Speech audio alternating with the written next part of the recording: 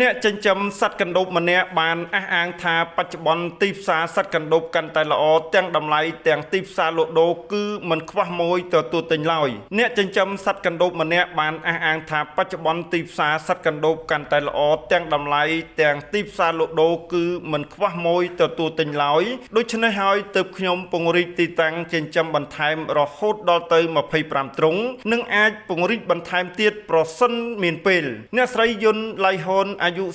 37ឆ្នាំជាកសិករចិញ្ចឹមសត្វកណ្ដូបអាជីពម្នាក់រស់នៅភូមិភ្នំ7ឃុំបួស្រុកភ្នំព្រឹកអ្នកស្រីបាននិយាយថាគ្រួសារអ្នកស្រីទើបចាប់ផ្ដើមចិញ្ចឹមកណ្ដូបនេះបានប្រហែលជាង1ឆ្នាំប៉ុណ្ណោះបន្ថែមលើមុខរបរដាំដំណាំកសិកម្មប្រចាំឆ្នាំមានដំឡូងនិងពោតគាត់បាននិយាយបន្តថាប្អូនរបស់គាត់ជាអ្នកផ្ដួចផ្ដើមគំនិតនេះមុនគាត់តែនៅពេលឃើញប្អូនចិញ្ចឹមកកបទើបគាត់ចាប់ផ្ដើមចិញ្ចឹមដែរទៅហើយតាំងពីចាប់ផ្ដើមចិញ្ចឹមជាង1ឆ្នាំកន្លះទៅនេះគាត់មិនធ្លាប់បរាជ័យម្ដងណាទេព្រោះសត្វកណ្ដូបនេះងាយចិញ្ចឹមណាស់គឺវាស៊ីតែស្មៅដូចសត្វគោដែរនិងបាញ់ទឹកស្រោចលើទ្រុងយូរៗម្ដងនៅពេលក្តៅខ្លាំងកូនប្រុសស្រីរបស់គាត់ប៉ុន្មានអ្នកទៀតបានជួយសម្រាលការងារនេះជំនួសឪពុកនិងម្ដាយពេលពួកគេចេញពីសាលារៀនកូនខ្លះដើររកស្មៅ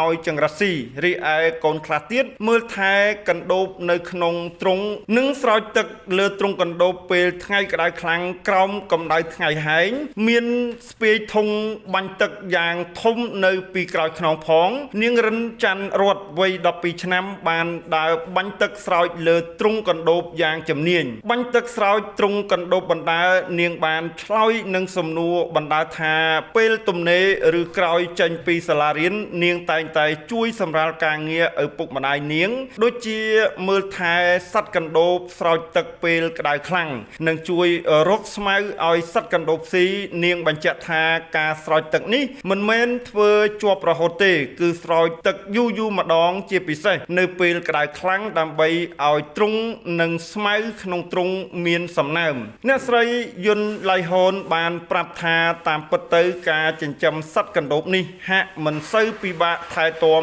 ដូចចិញ្ចឹមសត្វអ្វីផ្សេងទេសត្វកណ្ដូបស៊ីតែស្មៅនិងស្លឹករុក្ខជាតិផ្សេងរីឯទឹកផឹកយើងបាញ់ស្រោចលើទ្រុងនិងស្មៅក្នុងទ្រុងទៅវាអាចផឹកបានហើយគាត់និយាយថាចិញ្ចឹមរយៈពេលត្រឹមតែ45ថ្ងៃយើងអាចចាប់លក់បានហើយស្វាមីរបស់គាត់ជាអ្នកដឹកយកទៅឲ្យម៉ួយផ្ទាល់គាត់បានបញ្ជាក់ថាសប្តាហ៍ថ្ងៃនេះគាត់ពង្រីកទីតាំងចិញ្ចឹមសត្វកណ្ដូបចំនួន25ទ្រុងប្រហែល1សប្តាហ៍ឬលើសតិចតួចគាត់ចាប់លក់ម្ដងតែមិនមែនចាប់លក់ម្ដងទាំង25ទ្រុងទេគឺចាប់ម្ដងពី5ទៅ6ទ្រុងគឺឆ្លាស់ពេលគ្នាវិលជុំអ្នកស្រីឡៃហូនបានបញ្ជាក់ថាទីផ្សារកណ្ដូបល្អតែតម្លៃឡើងចុះទៅតាមពេលវេលាឬរដូវកាលសម្បូរកណ្ដូបឬមិនសូវសម្បូរជាពិសេសរដូវសម្បូរសត្វកណ្ដូបស្រែគឺពេលនោះតម្លៃកណ្ដូបធ្លាក់ចុះហើយប៉ុន្តែយ៉ាងណាបច្ចុប្បន្នតម្លៃសត្វកណ្ដូបចិញ្ចឹមអាចលក់បានចន្លោះពី20000រៀលទៅ25000រៀលក្នុង1គីឡូក្រាមតែបើរដូវមិនសូវមានសត្វកណ្ដូបស្រែទេសត្វកណ្ដូបចិញ្ចឹមអាចលក់បានរហូត30000រៀលឬតម្លៃលើសពីនេះក៏មានដែរជាពិសេសពេលមានពិធីបុណ្យទានម្ដងគឺកណ្ដូបលក់បានថ្លៃណាស់ជាមួយនឹងទីផ្សារសត្វកណ្ដូបនេះលោករិនសារឿនអាយុ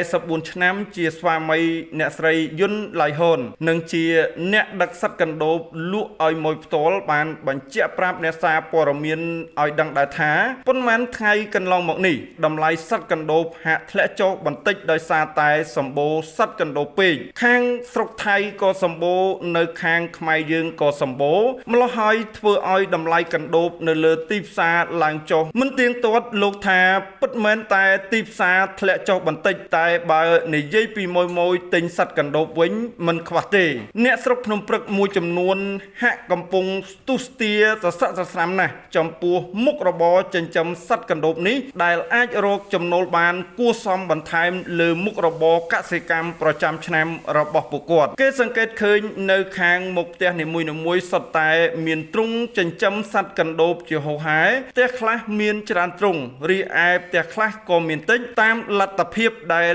ពួកគេអាចធ្វើបានបើតាមការសួរនាំអំពីមុខរបរចិញ្ចឹមសត្វកណ្ដូបនេះអ្នកភូមិខ្លះកាក់កបនឹងការចិញ្ចឹមកណ្ដូបរហូតបោះបង់ស្រែចម្ការងាកមកចិញ្ចឹមសត្វកណ្ដូបនេះជាអាជីពតែម្ដងព្រោះរកចំណូលបានច្រើនជាងការធ្វើស្រែចម្ការចិញ្ចឹមកណ្ដូបជាការងារស្រាលមិនហត់នឿយដោយធ្វើស្រែចម្ការទេថែមទាំងចំណាយដើមទុនតិចទៀតផងនេះជាហេតុផលដែលនាំឲ្យប្រជាកសិករមួយចំនួននៅស្រុកភ្នំព្រឹកនាំគ្នាងាកមកចិញ្ចឹមសត្វកណ្ដូបលក់